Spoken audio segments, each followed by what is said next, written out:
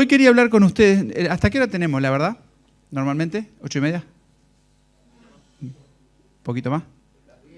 Las 10. Yo trato de respetar los horarios, a veces me voy. Pero qué lindo estar juntos y abrir la palabra de Dios y meditar, ¿no? Que es tan sencillo, ayer decía eso, no es tan sencilla la vida cristiana. Y cuando la vivimos como Dios quiere, es una bendición, nos hace bien, nos motiva y nos anima a seguir adelante. Lo que quería hablar con ustedes hoy, podríamos poner como título, hay un video que no lo traje para pasar, pero después lo pueden buscar en internet, que es de una balanza. No sé si lo vieron, el que se pone ahí en una balanza de bondad. ¿Lo vieron? Después se les voy a pasar el link a Mauricio para que lo comparta, pero quería poner como título La balanza de Dios.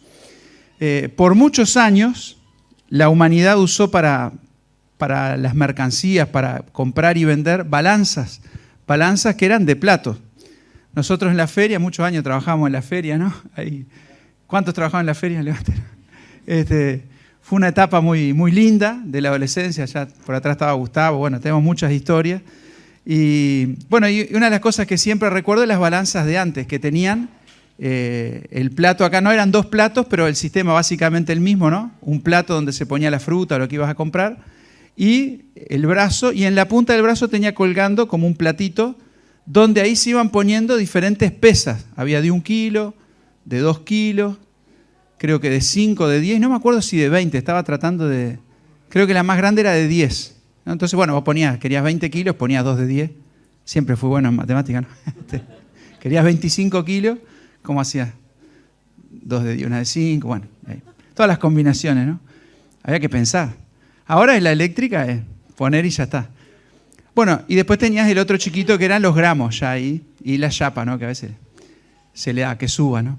Bueno, pero yo pensaba, leyendo un pasaje que ahora vamos a compartir en Daniel capítulo 5, y en varios pasajes de la Biblia nos habla de que Dios pesa nuestras vidas en balanza. Y uno trata de imaginar cómo es la balanza de Dios, pero yo me imagino que la balanza de Dios es algo así. Hay cosas curiosas sobre las balanzas. Por ejemplo, hay un proverbio, vamos a leerlo como introducción, Proverbios 16:11. Alguien puede pensar, ¿qué le importará a Dios las balanzas? Sin embargo, a Dios le importa. No le importa las balanzas, le importa la justicia. Proverbios 16:11, miren qué interesante. Dice, peso y balanzas justas son de Jehová. Obras suyas son todas las pesas de la bolsa. Y ahí habla de cómo Dios se deleita en la justicia, en lo recto, en el juicio. Y cómo Dios también en Proverbios dice que abomina la falsedad. En Proverbios 20:23 dice, abominación son a Jehová las pesas falsas y la balanza falsa no es buena. Algunos feriantes, ¿no? Papá sabe, trabajó en la feria, te venden kilo de 900 gramos y hay muchas maneras de hacer eso. Una es que la pesa que dice 1 kilo sea 900 gramos, otra es no tarar la balanza, ¿no? Dejar que el plato... no descontar el peso del plato, entonces vos compras 1 kilo de manzana y pagaste el plato, pero no te lo llevás. Y hay muchas maneras, o apoyar el dedo, ¿no? Y bajarla un poquito, y eso es trampa, y Dios detesta eso. Ahora, dice que Dios es un Dios justo, y en la balanza de Dios, ¿alguien puede hacer trampa? No. Dios va a juzgar a cada persona con justicia, y no hay manera de hacer trampa, ¿cómo es la palabra? Modificar, no es la palabra, adulterar esa balanza. Y Dios nos dice que vamos a ser pesados en balanza. Y hay un pasaje muy interesante en Job, quizás a algunos ya se le vino a la mente, que está en Job capítulo 31. Los que no tienen mucha costumbre de encontrar los pasajes, no se preocupen, yo se los leo. Después vamos a ir a uno y nos vamos a quedar.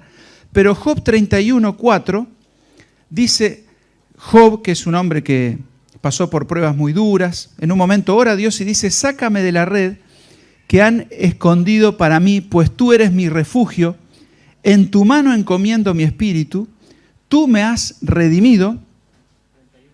31, 4, 5 estoy ahora. Oh Jehová, Dios de verdad. Ay, sí, yo no encontraba lo que quería, dije, wow. Perdón. Era para ver si estaban atentos. No, mentira. El cliché de los profesores, ¿no? Perdón, ahí dice, ahora sí. ¿No ve él mis caminos y cuenta todos mis pasos? Job diciendo a Dios, ¿no? Si anduve con mentira y si mi pie se apresuró a engaño. Y miren, esta frase es muy fuerte. Péseme Dios en balanzas de justicia y conocerá mi integridad, si mis pasos se apartaron. Y ahí comienza a decir, una declaración súper osada. Dios dice, Dios, poneme en tu balanza de justicia a ver si no he sido justo. ¿Quién se animaría a decirle eso a Dios?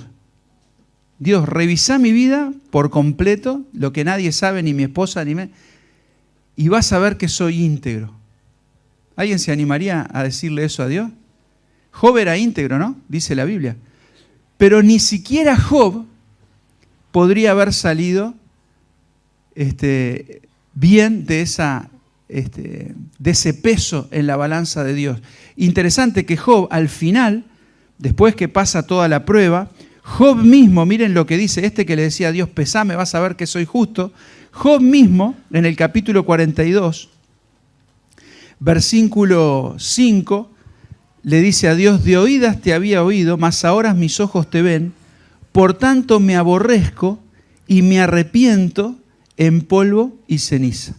Una persona que se consideraba justa, en un momento cuando conoce un poco mejor la santidad y la sabiduría de Dios, tiene que decirle a Dios, no entendía nada. Me arrepiento, no llego a la altura, a lo que Dios requiere, a la justicia que la balanza de Dios requiere. Es como que Dios tiene ciertos pesos, ¿no?, de justicia, y nosotros con nuestra vida queremos levantar la balanza y llegar al equilibrio. ¿Con qué podemos hacer eso? Muchas personas piensan que haciendo buenas obras pueden empezar a hacer peso hasta llegar a ser declarados justos por Dios. Muchas personas, si vos le preguntás, si te morís, ¿vas al cielo? Muchos dicen sí, y vos le decís, ¿por qué? Bueno, y ahí que comienzan a decir, todas las cosas buenas que hacen, ayudo a la gente, soy un buen padre, soy un buen vecino, doy limosna, nunca hago trampa. Bueno, y ahí comienzan a poner pesos que según ellos levantarían la balanza para que Dios te declare justo. Y eso es terrible, porque la Biblia nos dice que no hay justo ni aún uno, que todos pecamos y estamos destituidos de la gloria de Dios, que en la balanza de Dios todas nuestras obras no pesan nada para levantar esa balanza y ser declarados justos. Hay un texto muy duro en Isaías que dice que nuestra justicia delante de Dios son como trapo de inmundicia. No podemos levantar la balanza. Y lo primero que yo quiero decir, quizás hay amigos acá que nos visitan que no están seguros de que si se presentan delante de Dios, Dios los acepte. Te quiero decir, si no te arrepentiste de tus pecados y confiaste en Jesucristo, nada de lo que hagas puede hacer que Dios te declare justo. Nada. Porque la Biblia dice que somos salvos por gracia mediante la fe, no por obras para que nadie se gloríe. No podemos hacer nada para que Dios nos declare justo, pero podemos confiar y creer en aquel que cargó en la cruz nuestros pecados, Jesucristo. Acá está el símbolo de la cruz. ¿Qué nos recuerda?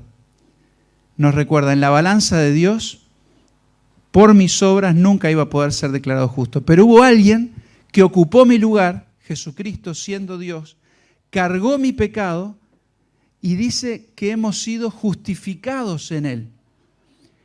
Hay un meme o una foto, no sé qué anda por ahí, que a mí me gusta más o menos, que es uno que tiene una cuenta de como si fuera un bar, ¿no? No sé, y después dice todo 000. Entonces dice pecado, culpa, todo. Y dice 000, todo fue pagado. No sé si lo han visto. Es como un ticket. Yo te quiero decir que Jesucristo no solo pagó tu deuda de pecado y te dejó en cero. Porque si vos quedás sin deuda es una gran cosa, ¿no? A veces, esto ya lo he compartido, ¿no? Si vos tenés una bruta deuda, ¿no? Debés, yo qué sé, 250.000 pesos y estás atribulado, no sabés cómo pagarlo. Ahí viene alguien y te dice, ¿cuánto debes? 250.000. Bueno, tomá. Jesús habla una parábola así, ¿no? Alguien que paga la deuda, perdona, y así, qué bien, no tengo deuda. Me voy a ir a festejar, me voy a comprar un helado. Al Topollillo, Mercedes. Y vas al Topollillo y ¿qué puedes hacer? ¿Me da un helado? Bueno, no tengo plata. No tengo deuda, pero no tengo plata. Es terrible. O sea, es lindísimo, pero es terrible. Jesús no solamente pagó tu deuda, sino que te dio su justicia. Si vos vas a entrar al cielo, no solamente alcanza con que Dios perdone tu pecado, vos necesitas justicia para entrar al cielo y vos no tenés méritos. Entonces Cristo te da sus méritos. Hay una canción que a mí me encanta que se llama Glorioso Intercambio. ¿Y cuál es ese glorioso intercambio? Que nuestro pecado fue cargado en Jesús y la justicia de Jesús, que fue santo, sin mancha, nos es atribuida a nosotros y nosotros quedamos con su justicia en nuestra cuenta. Y eso no se gana por obras, eso es por fe. Y la pregunta que yo te hago es si en algún momento de tu vida tomaste la decisión de aceptar que la obra de Cristo fue por vos, que Cristo murió en tu lugar. Y si vos crees eso de todo corazón y te arrepentís de tus pecados, Dios te salva, Dios te declara justo. No tenés que trabajar por eso, solamente creerlo y disfrutarlo. En nuestra iglesia tenemos atrás un versículo muy conocido que dice, cree en el Señor Jesucristo y serás salvo. De manera que si vos entras a una iglesia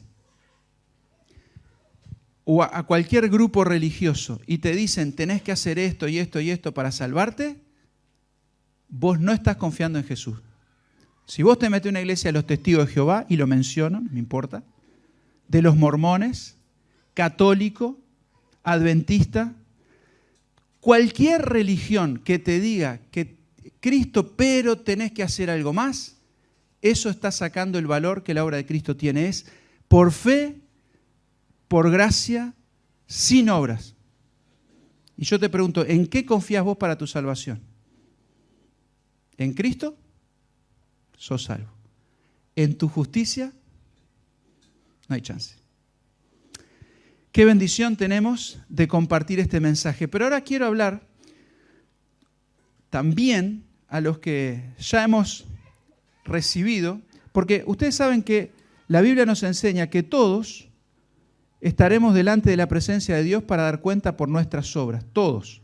Está establecido para los hombres que mueran una sola vez y después de esto, el juicio.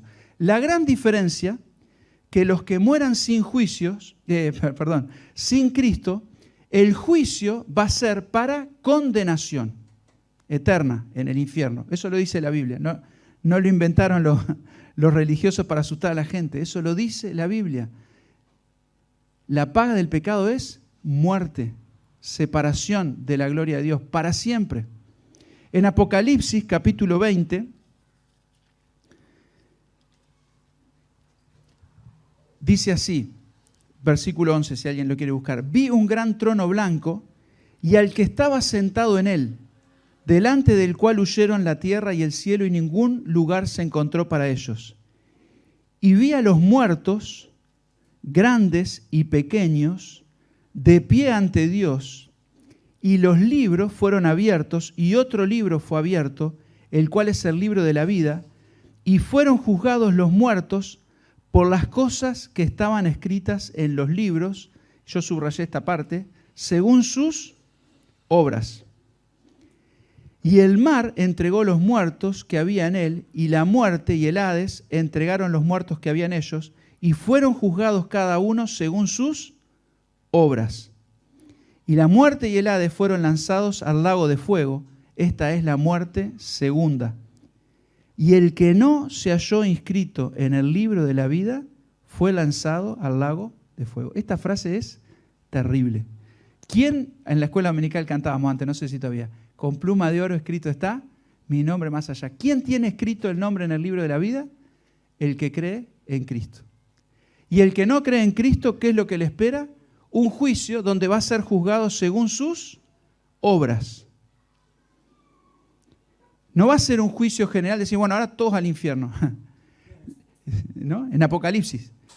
La Biblia da a entender en muchos pasajes que todo el que no tenga a Cristo va a ser condenado al infierno, pero que habrá en el infierno grados de castigo. Yo sé que hay personas que no creen en esto, pero ¿qué sentido tendría un juicio según las obras si no hubiera una diferencia en el castigo? Si fuera general, no creíste en Cristo, ¡bum!, al infierno. Y hay varios pasajes en la Biblia que nos da a entender que hay elementos que Dios toma en cuenta para juzgar aún a los que no son creyentes, a los no salvos. Hay distintas balanzas, distintas pesas que Dios coloca y la severidad no va a ser la misma. Ahora vamos a verlo. Los creyentes también vamos a estar delante de un trono, pero no para juicio, sino para recompensa. No vamos a ser juzgados nosotros, porque nuestras vidas ya estamos libres de condenación, como cantamos, ¿no? Pero dice que nuestras obras serán juzgadas. Nuestras obras de cada uno. Y vamos a leerlo. 1 Corintios, capítulo 3. Yo sé que esto muchos lo saben, pero me parece que es importante tenerlo presente. Vos vas a dar cuenta delante de Dios. Si sos un hijo de Dios también. Ahí Pablo está hablando de nuestro ministerio, de nuestro servicio a Dios, y lo compara como una edificación. Después que vos crees en Cristo, tu vida está en Él, comenzás a servir a Dios y comenzás a edificar. Y dice en el versículo 12, 1 Corintios 3:12, si sobre este fundamento alguno edificare oro, plata, piedras preciosas, madera, heno, hojarasca, subrayé esto, la obra de cada uno, no cada uno, la obra de cada uno se hará manifiesta porque el día la declarará, pues por el fuego será revelada, y la obra de cada uno, cual sea, el fuego la probará. Si permaneciere la obra de alguno que sobreedificó, recibirá recompensa. Y si la obra de alguno se quemare, él sufrirá pérdida, si bien él mismo será salvo, aunque así como por fuego. Entonces, querido hermano, querida hermana, sos salvo, creíste en Cristo, sos salvo, pero Dios va a evaluar tus obras y vas a tener recompensa o vas a sufrir pérdida. Hay algunos que dicen, soy salvo, ¿qué me importa? Bueno, no sé. ¿Vieron cuando esta imagen, salvo por fuego, es la imagen de una persona que llega a su casa y se encuentra que su casa está prendida a fuego, un incendio? No sé cuántos acá sufrieron incendio o conocen personas que sufrieron incendio. Nosotros tenemos un hermano en la iglesia que perdió todo en la casa. Imagínate llegar a tu casa todo prendido a fuego, el hermano afuera no se quemó, gracias a Dios. Decís, no pasa nada, ¿eh? Lo bueno es que estás bien. ¿Te parece que esa es la actitud que alguien tiene? O sea, en realidad uno piensa, ¿no? Primero la vida, pero tus recuerdos, tus fotos, tu trabajo, tu inversión, tu guitarra, ¿no? Yo siempre pienso en la guitarra, ¿no? Acá no, ¿qué decís vos? Freddy, no, la guitarra. Son cosas, pero es pérdida. Y esas coronas que nosotros vamos a tener, esa recompensa, no es para nosotros, es para entregar al Señor. Y hay otra imagen que me viene a la mente, que es cuando uno es chico y va a un cumpleaños o una fiesta. ¿Y qué pasa? El otro día llevaba a mano un cumpleaños, ¿de qué nos olvidamos? ¿Te acordás? Cuando íbamos, del regalo, ¿no? Y es como una de las peores sensaciones, top 3 de peores sensaciones cuando sos niño, ¿no? Llegar a la fiesta y como que lo ves al del cumpleaños y lo esquivás después que ya... Pero es como la típica, llegás y quiero darte algo. El Señor Jesús entregó su vida por nosotros. Hay un himno que cantamos antes que dice, un himno o coro, no me acuerdo, que dice, tendré manos vacías para ti cuando vengas, oh Cristo, tú por mí. ¿No? Cada día ayúdame, ¿cómo sigue? Y así tu amor declararé, creo, y con gozo mis manos llevaré. Creo que es coro antiguo. El apóstol Pablo luchaba y se esforzaba por la recompensa. Él quería llegar delante de Dios y tener en sus manos la recompensa para entregarla a Él. No quería llegar solamente salvo, Él quería su recompensa para entregarla al Señor. Y Dios va a evaluar mi obra. Lo que yo no hago para Él, por más que sirva a otros, no me va a aprovechar a mí. Entonces rápidamente, muy rápidamente, vamos a ver algunas pesas que creo que Dios coloca en su balanza para evaluar nuestras vidas. Y vamos entonces a Daniel capítulo 5. Daniel es un libro muy lindo, muchas enseñanzas podemos aprender. Pero en el capítulo 5 hay una historia que es bien rara, muy rara. Y el contexto un poquito, bueno, esto es el imperio ahí de Babilonia, ¿no? Había un rey que era muy poderoso, Nabucodonosor había conquistado todo, total poder. En un momento su corazón se enorgullece, bueno, ¿sí es así? Enorgullece, y Dios le muestra quién es Dios, ¿no? Y lo hace humillar, vivir con las bestias del campo, quedó loco, y en un momento él vuelve, ¿no? Se detuvo ese juicio de Dios, y dice Nabucodonosor, lo voy a leer porque es precioso, dice, después de este tiempo, donde yo me creía gran cosa y me di cuenta que no soy nada, 4, versículo 34, alcé mis ojos al cielo y mi razón me fue de vuelta. Alzar los ojos al cielo, ¿no? Mirar a Dios. Mirar a Dios. Una mirada de fe, decía la canción, ¿no? Puede salvar al pecador. Dice, bendije al Altísimo y alabé y glorifiqué al que vive para siempre, cuyo dominio es sempiterno y su reino por todas las edades. Todos los habitantes de la tierra son considerados como nada, y Él hace según su voluntad en el ejército del cielo y en los habitantes de la tierra, y no hay quien detenga su mano y le diga, ¿qué haces? En el mismo tiempo mi razón me fue de vuelta, y la majestad de mi reino, mi dignidad y mi grandeza volvieron a mí, y mis gobernantes y mis consejeros me buscaron, y fui restablecido en mi reino, y mayor grandeza me fue añadida. Ahora yo, Nabucodonosor, me creo grande de nuevo. No, dice, alabo, engrandezco y glorifico al Rey del cielo, porque todas sus obras son verdaderas y sus caminos justos, y Él puede humillar a los que andan con soberbia. ¡Qué tremendo! Lo que este hombre reconoció, experimentó lo que es arrepentimiento y volverse a Dios, algo que ojalá todos acá lo podamos hacer. Pero después vino su hijo. Vieron que a veces los hijos de rico es complicado ser hijo de rico, ¿no? El tipo recibió un reinado ya pronto y en un momento organiza una fiesta con sus amigos y ahí dice, vamos a tomar un vino. ¿En qué podemos tomar vino? Traigan las copas del templo de Jerusalén que habían conquistado. Y ahí trae las cosas. Y comienza a burlarse y a creerse gran cosa. Y ahí pueden leer la historia en el capítulo 5, pero en un momento, en el medio de la fiesta, hay una mano de hombre, como de hombre, y comienza a escribir en la pared. Y ahí como que si estaba medio borracho, viste que a los borrachos cuando les pasa algo quedan como frescos ahí, un susto y quedan como unos, no sé si es la adrenalina o qué, pero como que queda ahí, ¿no? Atención, quedó blanco y no sabía lo que era. Y ahí comienza a buscar a alguien que interprete eso, a ver qué es lo que quería decir. Ahí se acuerdan de Daniel. Bueno, la historia es muy, muy interesante. Pero vamos a leer, él le ofrece una recompensa a Daniel. Daniel dice, bueno, no quiero recompensa, te voy a decir lo que dice. Y vamos a leer desde el versículo 18 al 31 de Daniel capítulo 5. Dice así, el Altísimo Dios, oh Rey, dio a Nabucodonosor tu padre el reino y la grandeza, la gloria y majestad.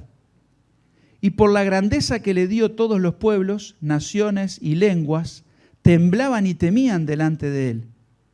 A quien quería mataba y a quien quería daba vida, engrandecía a quien quería y a quien quería humillaba.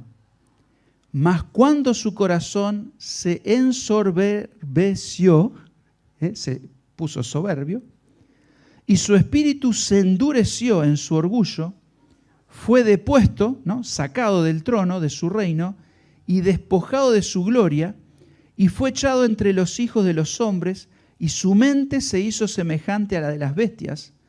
Con los asnos monteses fue su morada. Hierba le hicieron comer como a buey, y su cuerpo fue mojado con el rocío del cielo, hasta que reconoció que el Altísimo Dios tiene dominio sobre el reino de los hombres, y que pone sobre él a quien le place. Y tú, su hijo Belsasar, no has humillado tu corazón sabiendo todo esto, sino que contra el Señor del cielo te has ensoberbecido, e hiciste traer delante de ti los vasos de su casa, y tú y tus grandes, tus mujeres y tus concubinas, bebisteis vino en ellos. Además de esto, diste alabanza a dioses de plata, de oro, de bronce, de hierro, de madera y de piedra, que ni ven, ni oyen, ni saben, y al Dios en cuya mano está tu vida y cuyos son todos tus caminos, nunca honraste. Entonces de su presencia fue enviada la mano que trazó esta escritura, y la escritura que trazó es Mene, Mene, Tekel, Uparsin. Esta es la interpretación del asunto. Mene, ¿qué significa? Contó Dios tu reino y le ha puesto fin. Tekel, pesado has sido en balanza y fuiste hallado falto. Pérez, tu reino ha sido roto y dado a los medos y a los persas. Entonces mandó Belsasar vestir a Daniel de púrpura, poner en su cuello un collar de oro, proclamar que él era el tercero, y ahí le honra, pero para él ya era tarde. Y esta es la frase que a mí me hacía pensar en esto, ¿no? Pesado fuiste en balanza y fuiste hallado falto. Y había algunas pesas que Dios había puesto y que tenía que ver con este juicio. Y rápidamente vamos a verlas. Primer cosa que Dios tiene en cuenta para juzgar nuestra vida, nuestras obras, si somos creyentes o si no. Primera es el tiempo que hace que vos conocés a Dios.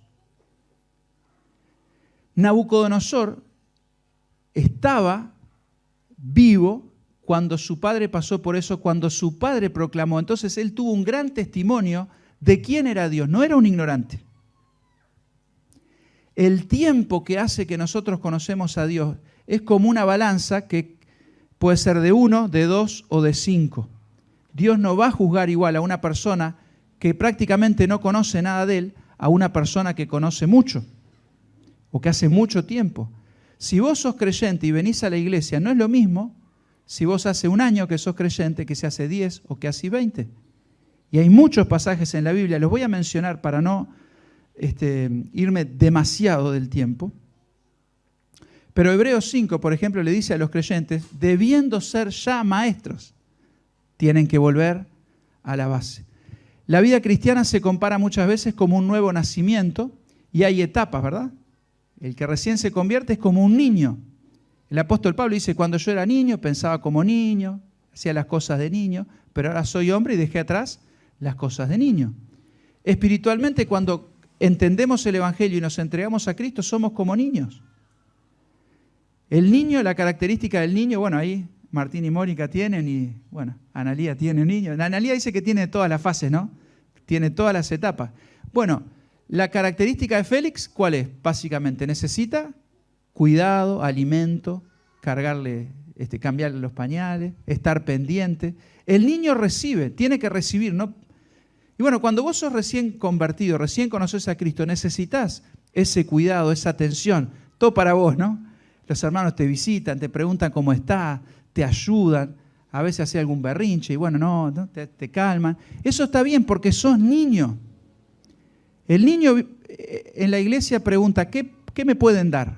Ese es el niño, el que está para recibir. Ahora, después, la idea es que si pasa el tiempo, ya sos un joven. En Juan, la primera carta de Juan habla de niños, ¿no? De hijitos, de jóvenes, de padres. El joven, la característica del joven, ahí tenemos el Mati, por ejemplo, ¿no? 18 años, ya no necesita que le cambien los pañales, él se cambia solo los pañales. Perdón, Mati. Bromeamos un poquito, ¿no? Pero el joven, la característica del joven es que ya se maneja solo bastante, la mayoría, hace sus cosas, pero normalmente el joven piensa qué es lo que puedo hacer yo, para mí, ¿no? El joven, la típica es, llega a la casa, se prepara la leche, ¿para quién? Para él, y él come, ya no es niño, no necesita que le hagan la leche, esperemos, se hace la leche, pero es joven, está para él, se preocupa por él, y eso ya como padre es una bendición, se hace la cama, todas esas cosas. Y en la iglesia los jóvenes son una bendición, hacen cosas, tienen empuje, tienen fuerza, pero Dios con el tiempo nos desafía a otra etapa, ¿no? El joven va a la iglesia, ¿qué puedo hacer? Quiero hacer, ¿no? Y ahí van a los ancianos, quiero hacer tal cosa, quiero hacer, ¿verdad? Que los jóvenes, quiero hacer tal cosa, una hora feliz allá, y quieren hacer. Y está buenísimo. El niño, ¿qué pueden hacer por mí? El joven, ¿qué puedo hacer? Pero hay una etapa más, que es la madurez, que es, ¿qué puedo hacer yo por otros? El padre, la característica del padre, el padre vive ¿para qué? Pendiente de los hijos y de los nietos más, ¿no? No, mentira. ¿Qué puedo hacer yo por otro? Y eso Dios lo va a tomar en cuenta cuando juzgue tus obras. Si el Señor viene cuando vos tenías 3 meses de convertido, no te va a juzgar con la misma pesa que si hace 25 años que estás en la iglesia. Si hace 25, vos ya tenés que estar en la iglesia a ver qué podés vos hacer por los otros. Si seguís siendo un bebé berrinchudo que pide siempre ayuda, que le den, con 25 años cristiano, algo no está bien. Y Pablo lo dice clarito. Y la pregunta que yo te hago es, ¿cómo estás vos con respecto al tiempo que hace que estás en la iglesia? ¿Seguís siendo niño? ¿Seguís viniendo a la iglesia a ver qué pueden hacer por mí? ¿O ya te manejás solo? O mejor aún, ya venís y decís, a ver, ¿a quién puedo ayudar? Ya no necesito que me den la leche, ya no me hago solo la leche para mí, ya me preocupo a ver a quién puedo alimentar. Dios va a juzgar eso. Otro elemento es el conocimiento. El tiempo es una pesa, que puede ser de 1, de 5, de 10. Si tenés mucho tiempo en la iglesia, ojo.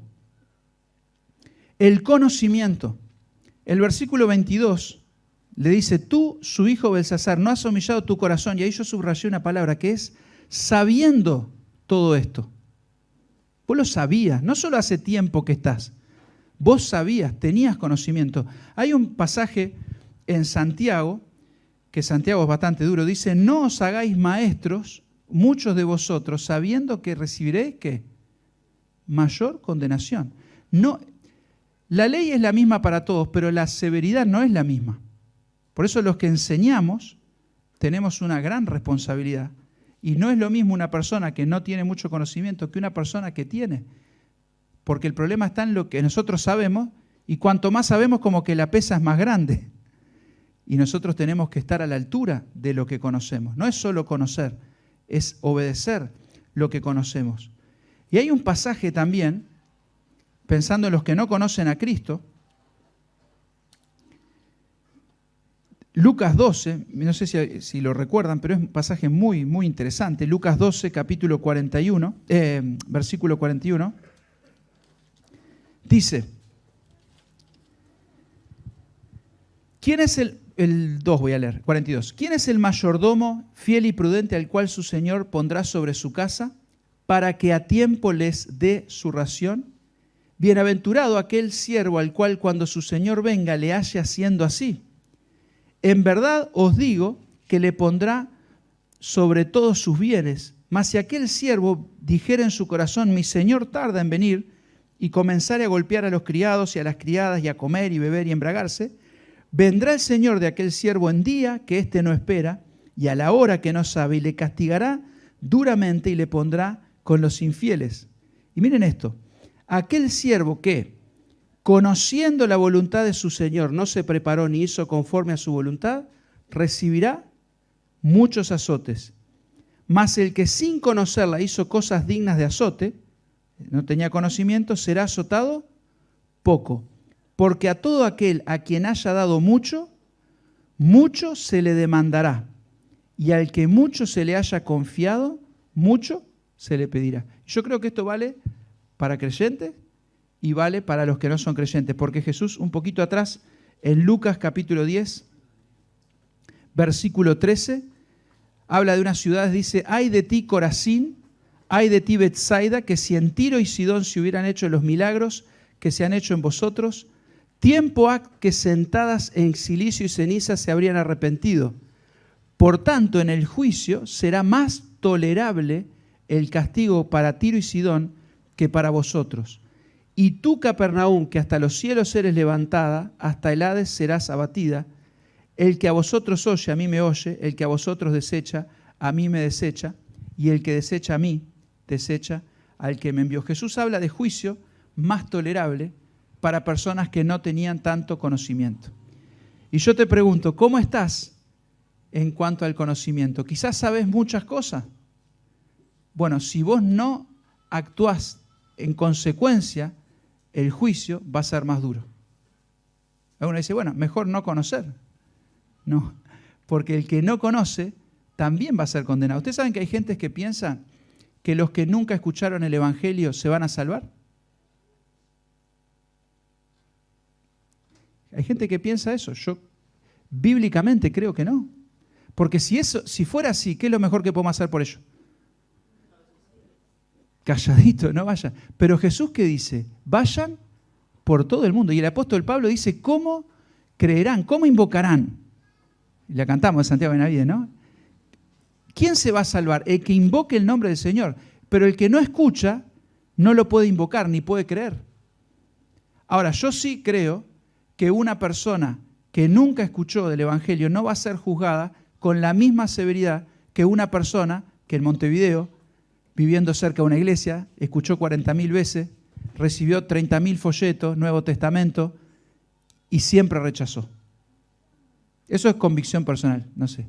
Pero me parece que Dios en su balanza tiene el factor tiempo, pero tiene el factor conocimiento.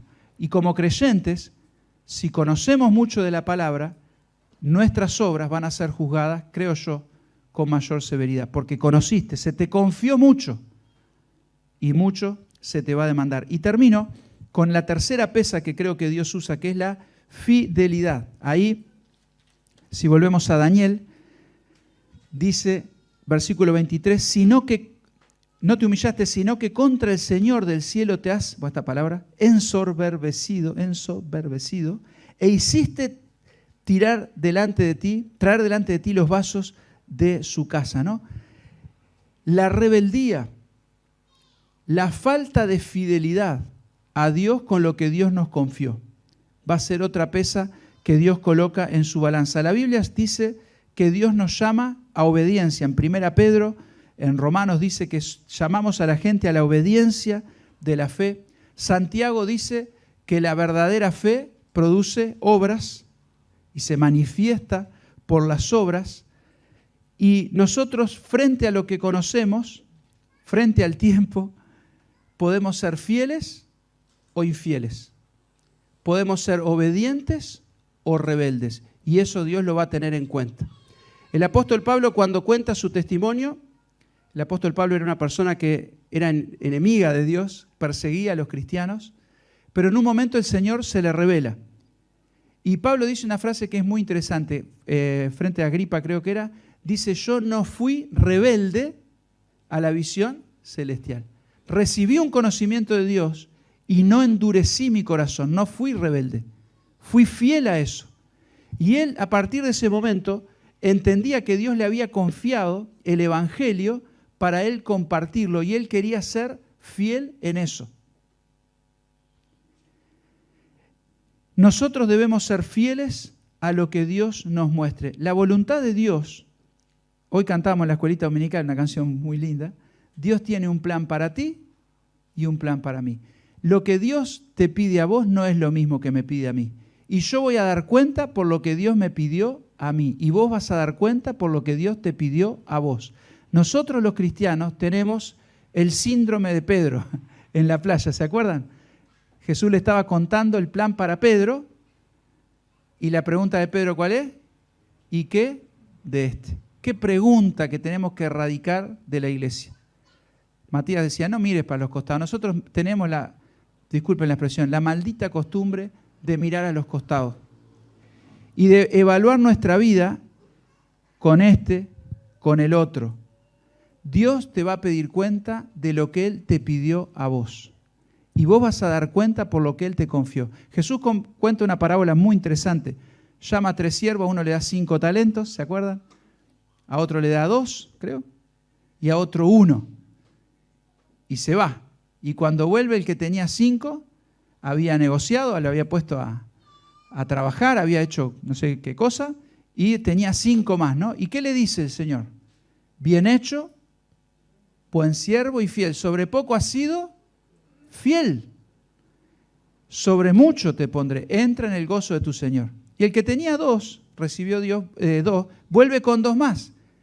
Y le dice, qué pena que no ganaste tanto como el otro.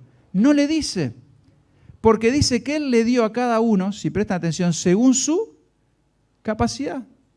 Y el que tenía 2 y vino con 2 más, que recibió las mismas palabras, bien hecho, buen siervo y fiel, sobre poco has sido fiel, sobre mucho te pondré, entra en el gozo de tu Señor.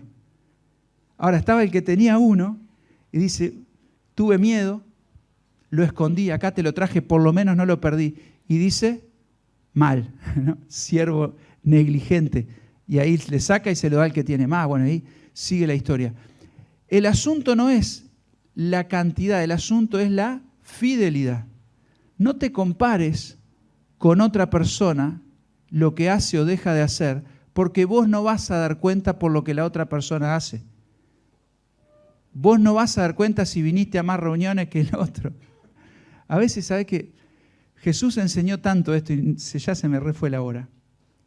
Jesús no compara con otro. ¿Se acuerdan la ofrenda de la viuda? 2 monedas. Y Jesús dice, esta puso más. Los otros que echan miles, les sobra. Dios mira el corazón. Si te estás comparando con otros, pará. Porque Dios tiene el plan para vos. Los dones que Él te dio a vos. Y lo que Dios va a evaluar es tu fidelidad. Termino entonces. Pensá en tu vida en la balanza de Dios. En cuanto a la justicia, no hay chance. Tenés que creer en Cristo. No te vas a salvar haciendo cosas. Pero en cuanto a la evaluación de tu vida, Dios va a tener en cuenta estas 3 cosas. Creo que hay más, pero por lo menos estas 3 cosas. ¿Cuánto tiempo hace que conoces al Señor? ¿Cómo se refleja esos años en tu progreso espiritual? ¿Seguís niño reclamando? ¿Sos joven haciendo? ¿O ya estás en etapa de velar y cuidar a otros? ¿Cuánto conocimiento tenés? ¿Cuánto sabés de la palabra de Dios? ¿Lo estás obedeciendo? No te hagas maestro. Es una balanza que Dios coloca ese peso. Y por último, sos fiel con lo que Dios te ha dado. Vos conocés tus dones, vos conocés tu talento, vos conocés tu tiempo, vos conocés tus recursos, vos conocés tu inteligencia. Todo lo que Dios te dio, mira qué linda canción, cantamos hoy en la cena, ¿no? ¿Qué te puedo dar que no me hayas dado tú? Y todo lo que sé, todo lo que soy, todo lo que tengo, ¿es tuyo? Ahí es una afirmación, pero podríamos preguntar, ¿estoy siendo fiel con lo que Dios me dio? Quiera Dios que podamos ser desafiados por esta palabra, no para amargarnos y decir, sino para ponernos en sus manos, ¿no? Hay un pasaje que a mí me encanta, se los comparto, que está en 2 Timoteo. El objetivo de la iglesia es anunciar a Cristo a los que no lo tienen, pero también es juntos crecer en la fe, juntos crecer en la iglesia, cada uno, ¿no? Como dice en Efesios. Y este versículo se los dejo para que lo sigan meditando. Yo hace como una semana que lo vengo pensando y compartiendo con varios hermanos. Huye de las pasiones juveniles, sigue la justicia, la fe, el amor y la paz, con los que de corazón limpio invocan al Señor. Desecha las cuestiones necias e insensatas, sabiendo que engendran contienda. Queridos hermanos, la iglesia no es para la pavada. La iglesia no es para el chiquitaje. La iglesia es para encontrarme con hermanos que de corazón puro quieren agradar al Señor. Y con esos hermanos yo me tengo que reunir. ¿Y qué es lo que voy a hablar? ¿Qué es lo que voy a buscar? A fulanito, lo que dijo, viste, el otro, que el otro día no sé qué, que no me saludó, que que se cree, que va. Esas cosas, déjalas. Lo que produce contienda, lo que lleva a discusión, lo que crea discordia, déjalo. Cortá, esto se lo he dicho a alguna persona, cortá relaciones con las personas que lo único que te traen son...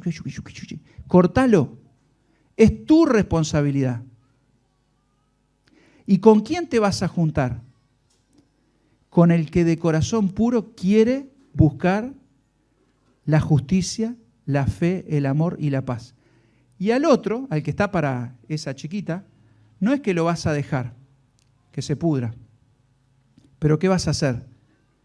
Corregirlo con mansedumbre, exhortarlo. Hermano, este comentario, esto que estás trayendo, esto que estás haciendo no está bien, no edifica. No lo hagas más. Arrepentite, no lo hagas más. Trae contienda, trae discordia. No nos favorece, no nos ayuda a crecer. Y para eso no precisamos nada. Como decía hoy de mañana, ¿no? Para juntarme con los que de corazón puros buscan al Señor y buscar el amor, la paz, la justicia, la fe, lo único que necesito es 4 sillas blancas o el cordón de una vereda. Este templo es hermoso, gracias a Dios. Pero no precisamos esto. Vos sabés bien, ¿no? En Angola, ¿qué tienen? Pero la pureza del corazón y buscar juntos, agradar al Señor y a crecer, eso es invaluable. Quiera Dios que nos ayude a partir de hoy a ser conscientes. Dios te va a evaluar. Va a poner esas pesas en la balanza. ¿Y cuál va a ser el resultado? Depende de lo que hagas, lo que haga yo hoy. ¿Oramos? Señor, queremos darte muchas gracias porque sabemos el privilegio que tenemos. Señor, somos conscientes de que tener la palabra tuya en nuestro idioma frente a nosotros, Señor, tener personas que nos acompañan, que nos han enseñado la palabra, Señor, haber visto tu obra a través del tiempo, Señor, haber recibido muchas bendiciones. Señor, todo esto es motivo de glorificarte, pero también sabemos que son pesas que se acumulan en nuestra vida y que vamos a tener que dar cuenta por lo que hemos hecho durante todo este tiempo que tú nos has permitido conocerte. Señor, vamos a dar cuenta por el conocimiento que tenemos, lo que hemos aprendido, y vamos a dar cuenta por la fidelidad con la que hemos usado los dones, los talentos, las cosas que tú has puesto en nuestras manos. Señor, ayúdanos a ser conscientes de esto. Ayúdanos a aprovechar este maravilloso cuerpo que es la iglesia para poder crecer juntos en la fe. Señor, perdónanos si es que hemos dedicado tiempo, energía a cosas que simplemente generan discordia y contienda. Señor, ayúdanos a dejar eso atrás y a enfocarnos en el llamamiento que Cristo tiene para cada uno de nosotros, para que podamos ser de bendición a los hermanos, para que podamos ser canales de salvación para ellos que aún no han escuchado el Evangelio. Señor, y que tu nombre, como cantábamos, sea glorificado. Tú eres digno, tú eres quien entregó su vida por nosotros, eres quien nos redimió. Y que en esta noche, Señor, si hay alguien acá que todavía no tiene seguridad de su salvación, que pueda entender que no es por obra, que no es por religión, que es Cristo crucificado, que con su sangre puede limpiarnos de todo pecado. Señor, que confiese su pecado a ti, que se arrepienta y, Señor, pueda disfrutar de este precioso regalo de la salvación. Te alabamos, Señor, quedamos en tus manos, en nombre de Cristo Jesús. Amén.